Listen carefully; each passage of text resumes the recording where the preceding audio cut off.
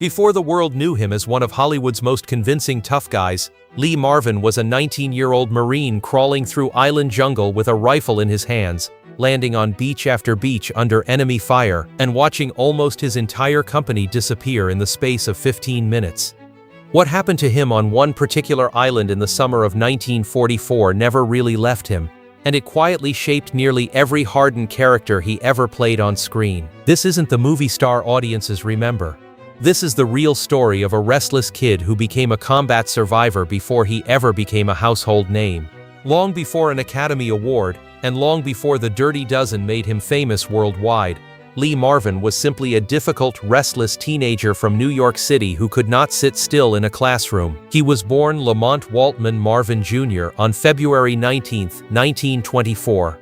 His father Lamont had served as a decorated Army captain in the First World War before moving into advertising, eventually running the New York and New England Apple Institute. His mother Courtney worked as a fashion writer and beauty consultant. Lee had an older brother, Robert, who went on to become an artist and teacher. On paper, this reads like a comfortable, even privileged upbringing. In reality, young Lee was constantly in trouble. There is a curious detail buried in his family history. He was named in part after Confederate General Robert E. Lee, a distant cousin several times removed, and his family tree also connected loosely back to George Washington, with his father descended from one of the founding settlers of Hartford, Connecticut, who had arrived from England in the 1630s. Marvin came from old American roots with a long thread of military service running through them, and his father had trained both of his sons in handling firearms from an early age. None of that family pedigree translated into success at school.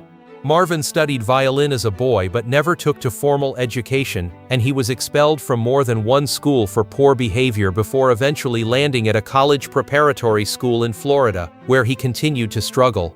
He preferred the outdoors to any classroom, spending his weekends hunting deer, wild turkey, and quail through the largely untamed backcountry of the Everglades. He was a restless kid with a rebellious streak, someone far more at home holding a rifle in the woods than sitting behind a desk.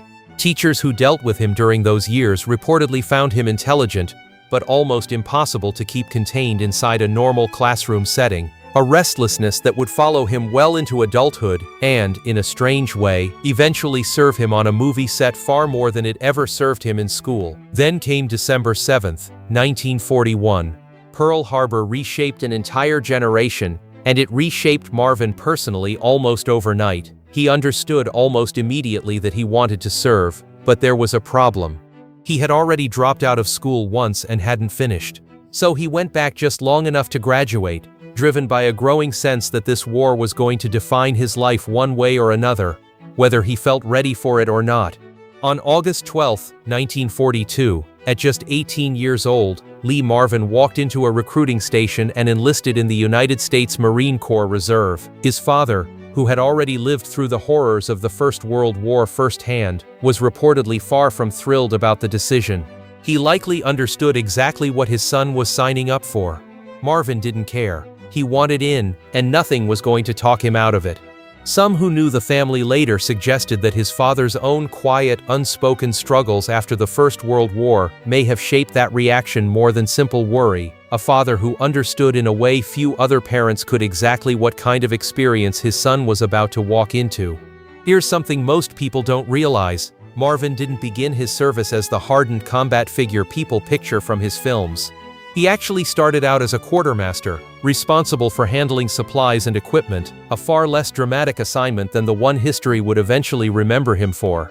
It was only after completing the Marine Corps School of Infantry that he was funneled into one of the most dangerous roles a Marine could hold: a scout sniper. He was assigned to the 4th Marine Division, nicknamed the Fighting Fourth, and specifically to India Company, 3rd Battalion, 24th Marine Regiment. That division would go on to become one of the most battle-tested and heavily decorated units in the entire Pacific campaign. Marvin had no real sense of what he was walking into. Within months, a teenager who had spent his weekends hunting turkey in Florida swampland would be island-hopping across the Pacific, landing on beaches defended by tens of thousands of enemy troops under orders to fight to the death rather than surrender. The Pacific theater was unlike almost any other combat environment in modern history. American forces had to take a chain of small, heavily fortified islands one at a time, each one defended by Japanese troops who rarely gave up regardless of how hopeless their position became. Ships and aircraft could soften a target for days beforehand, but taking the ground itself still came down to individual Marines moving forward on foot, often with no clear line of sight to the enemy until they were already dangerously close. This was the world 19-year-old scout sniper Lee Marvin stepped into. His first serious combat came during the assault on Kwajalein Atoll in the Marshall Islands, part of a larger operation launched in late January 1944 to seize the island chain. American forces secured Kwajalein by early February, and within weeks Marvin saw further direct action scouting the island of Woodstock ahead of the main invasion force. That detail matters because scouting an enemy-held island before the main landing force arrives is one of the most dangerous assignments in the entire military. Scout snipers like Marvin often went in first, quietly, sometimes under cover of darkness, gathering intelligence on enemy defenses and terrain before thousands of other Marines came ashore behind them. A single mistake could mean death, not just for the scout himself but for every Marine relying on the information he brought back. Marvin came through these early operations physically intact, though not emotionally untouched. He was still a teenager watching men die around him on beaches thousands of miles from home. After several more missions, his unit was pulled back to Maui for a stretch of leave and additional training, a temporary break everyone in his unit understood would not last. Letters Marvin wrote home during this period reportedly carried little of the horror he had already witnessed, following a pattern common among young combat veterans of that era who instinctively shielded their families from the worst of what they had seen. Most 18- and 19-year-olds back home in 1944 were worrying about school dances and part-time jobs. Marvin was worrying about staying alive on beaches soaked with the aftermath of combat, facing an enemy that fought to the very last man. After his time in Hawaii, he was reassigned to Company 1 3rd Battalion 24th Marine Regiment, the unit he would remain with for the rest of the war. His next destination would become the single defining event of his life, one that shaped everything he did afterward, both on screen and off. That destination was a 70-square-mile island in the Mariana Chain that almost no American back home had heard of before June 1944, Saipan. Military planners needed Saipan badly. It was meant to serve as a forward base for the new B-29 Superfortress bombers, aircraft capable of reaching mainland Japan directly from airfields built there. That strategic value meant Japanese forces would defend the island with everything available to them. An estimated 32,000 Japanese troops were dug into its caves, ridges, and dense terrain, and everyone involved in planning the invasion understood the coming fight would be long and merciless. Marvin had already survived Kwajalein and Woodstock. Saipan would test him in ways nothing before it had, and it would leave marks on him, physical and otherwise, that lasted the rest of his life. American forces began landing on Saipan on the morning of Thursday, June 15, 1944, with two full Marine divisions, the 2nd and the 4th, hitting the beaches at the same time, backed by the 1st Provisional Marine Brigade. 2 days later they were reinforced by an Army Infantry Division. The fighting was immediate and chaotic from the very first hour, and it was clear almost instantly that this would not be a short campaign. It stretched on for roughly a month and became one of the single bloodiest engagements of the entire Pacific War. For Lee Marvin, everything changed on June 18, 1944, during the assault on Mount Tapotchau, the highest point on the island and a heavily defended Japanese stronghold. According to Marvin's own later account of that day, his company was moving into position to assault the mountain when Japanese forces opened devastating, concentrated fire on them from well-hidden positions. Decades later, recalling the horror in an interview, he described what happened in stark terms. In 15 minutes, his company went from 247 men down to 6. Sit with that number for a moment. 247 men that morning. 6 men left standing unhurt 15 minutes later. It remains one of the most staggering casualty rates recorded by any single company in the entire war. Marvin was one of the wounded, not one of the 6 left standing. He was struck by Japanese machine gun fire that severed his sciatic nerve, one of the largest and most critical nerves in the human body, running from the lower back down through the leg. As if that weren't enough, while he lay wounded on the ground, a sniper's round struck him a second time, this time in the foot. The The machine gun round had torn a wound into his lower back, reportedly measuring around 9 by 3 inches, coming dangerously close to severing his spinal cord entirely. Had that bullet traveled even slightly differently, Marvin likely would have been paralyzed permanently or killed outright. Even after he went down, the danger for Marvin was far from over. According to detailed accounts of that day, fellow Marines placed him on a stretcher and gave him a dose of morphine for the pain. Moments after he managed to drink some water, a nearby Japanese ammunition stockpile, roughly 150 yards away, suddenly detonated. The force of the blast was powerful enough to throw Marvin off his stretcher entirely, and he landed hard, directly on his already wounded body. It got worse from there. As the wounded were carried back toward the beach for evacuation, Marvin and another injured Marine were loaded into a jeep for transport, but the driver made a wrong turn and briefly began heading directly toward enemy-held territory before realizing the mistake and reversing course. Picture that for a moment. A badly wounded, bleeding teenager drifting in and out of consciousness from blood loss and morphine, briefly driven straight back toward the very lines that had just shot him. That night, Marvin was finally loaded onto a passing landing craft and carried out to the hospital ship USS Solace, anchored offshore. He had survived a day that killed or wounded the overwhelming majority of the men he had trained, eaten, and fought alongside for months. But the young man who left that beach that night was not the same person who had landed on Saipan 3 days earlier. Most of his platoon did not make it through that engagement on Mount Tapotchau, and Marvin carried the weight of that loss, roughly 241 men gone or wounded in a single quarter hour, for the rest of his life, long after Hollywood turned him into one of the most recognizable faces in the world. He later said in interviews that he could still recall individual faces from that morning decades afterward. Men whose names most of the world would never learn, but whose loss he carried privately for the rest of his own life. War doesn't end for a soldier the moment the shooting stops. For Marvin, the real fight was only beginning. A long, grinding, isolating battle against his own damaged body, fought far from any beach, inside a series of naval hospital rooms. His injuries, the severed sciatic nerve and the separate foot wound, required a staggering 13 full months of treatment. 13 months. Try to imagine being 19, turning 20, and watching an entire year of your life disappear into hospital wards, surgeries, and slow, painful physical therapy while the rest of the world, and the war itself, kept moving forward without you. The damage was severe enough that doctors ultimately ruled Marvin unfit for any further combat duty. His time as an active fighting Marine was permanently over, whether he liked it or not. Physical therapists working with him at the time reportedly noted that regaining even partial use of the injured leg required months of slow, deliberate work, the kind of unglamorous daily struggle that rarely makes it into any war film, including the ones Marvin himself would later star in. There's a small telling detail buried in his official service record that says something about who he was as a young man beyond the battlefield heroics. He had actually held the rank of corporal at one point during his service, but was later demoted back to private for causing trouble. This was not a soldier who followed every rule quietly. He was rebellious and occasionally difficult with authority, traits that would later, almost ironically, define some of his most beloved film roles. When Marvin was finally released from the naval hospital system, it came as a medical discharge, and he left the Marine Corps holding the rank of Private First Class. That discharge officially came through on July 24, 1945, just weeks before the war in the Pacific finally came to an end.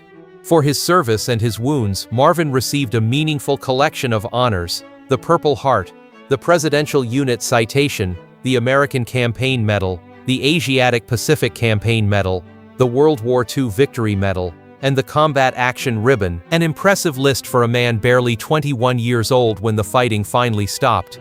But medals, however well earned, don't undo trauma, and they don't return the men from his company who never made it home. When Marvin returned to civilian life in the summer of 1945, the transition hit him hard in ways that weren't well understood at the time. He struggled with what today would likely be recognized as symptoms of depression and difficulty readjusting, struggles that were extremely common among combat veterans returning from sustained brutal warfare but that carried no real public name or understanding in the 1940s.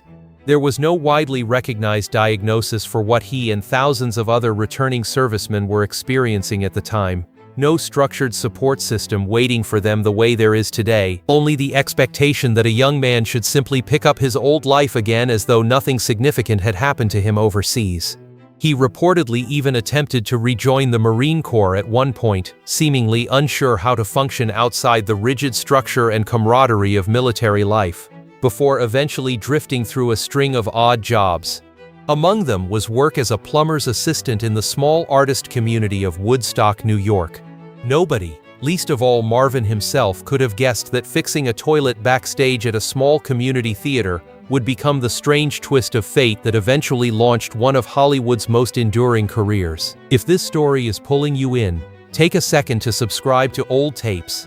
We uncover stories just like this every single week. While working as a plumber's assistant, repairing a toilet backstage at that local theater, Marvin was unexpectedly asked to step in for an actor who had fallen ill during rehearsals. He filled in and something clicked immediately. He caught the acting bug on the spot and soon moved to Greenwich Village, using the GI Bill, the same program that helped thousands of returning veterans afford further education, to study at the American Theater Wing. From there, things moved quickly. He appeared in early-stage productions, including a run in a production that would later evolve into the story known as Billy Budd, along with other off-Broadway work through the late 1940s. By 1950, he had relocated to Hollywood, and it did not take long for directors to notice something raw and authentic in the way he carried himself in front of a camera. His film debut came with You're in the Navy Now in 1951. And within a couple of years his portrayals of hardened, menacing characters in films like The Big Heat and The Wild One, both released in 1953, brought him serious public and critical attention. But make no mistake, the war never truly left him. It simply changed shape and quietly followed him into nearly every role he took afterward. Marvin rarely spoke casually about Saipan for most of his life. When he did open up decades later, his words carried unmistakable weight. He once summed up a brutal lesson he had learned in the Marine Corps this way: life is every man for himself, you can never let your guard down, and the most useless word in the world is help. That is not a scripted tough guy line dreamed up by a screenwriter chasing box office appeal. That is a genuine combat survivor describing what it actually took to live through Saipan. That hard-edged authenticity bled directly into his most memorable performances. When Marvin took the lead role in The Dirty Dozen in 1967, playing a commanding officer leading a group of convicted soldiers on a nearly impossible mission behind enemy lines, he later explained that his own time in the Marine Corps directly shaped how he approached the part. He deliberately tried to portray command the way he felt it should actually look, seen through the eyes of an enlisted man who had lived it, rather than through some romanticized studio version of leadership.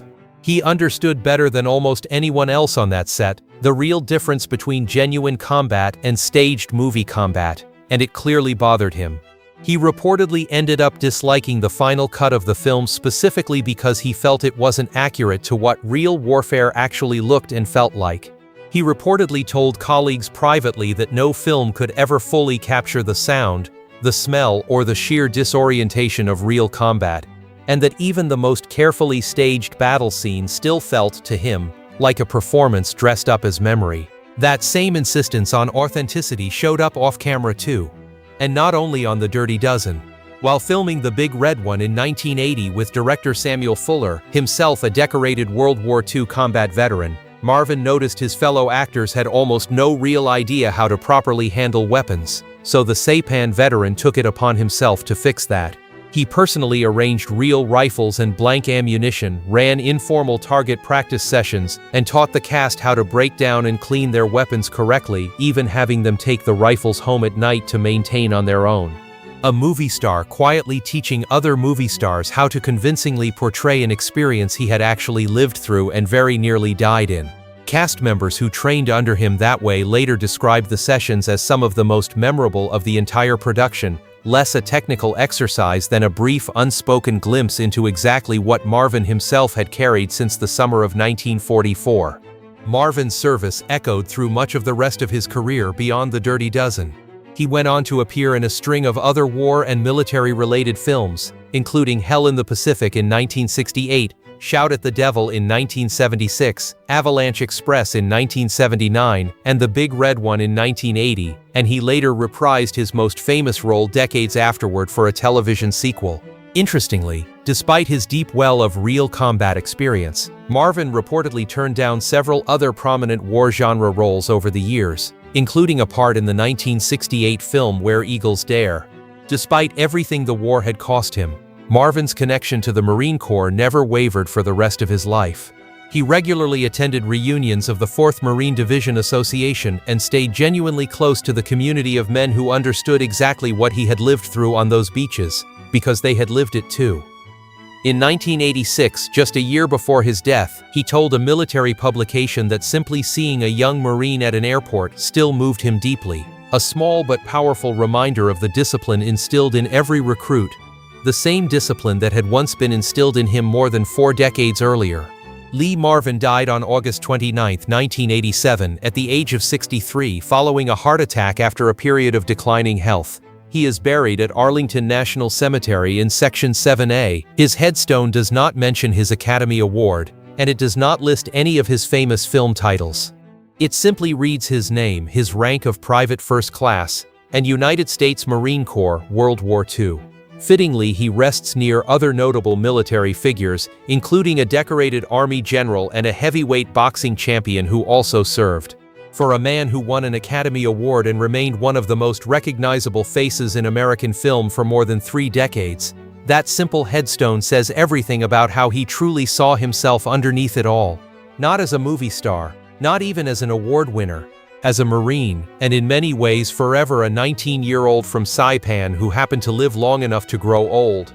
Lee Marvin rarely spoke about what he witnessed in the Pacific, but those experiences quietly shaped the man audiences came to know on screen for the rest of his career. Behind every hardened character he ever played was a young Marine who had survived one of the bloodiest single actions of the entire Pacific War and carried the memory of it for the rest of his life. So here's what I want to know from you. Knowing what Lee Marvin actually survived at 19 years old, does it change the way you watch his films, and do you think today's audiences fully understand how much of old Hollywood's toughest generation of actors carried real combat behind their most famous performances? Tell me in the comments. Subscribe to the channel, and we'll see you in the next one.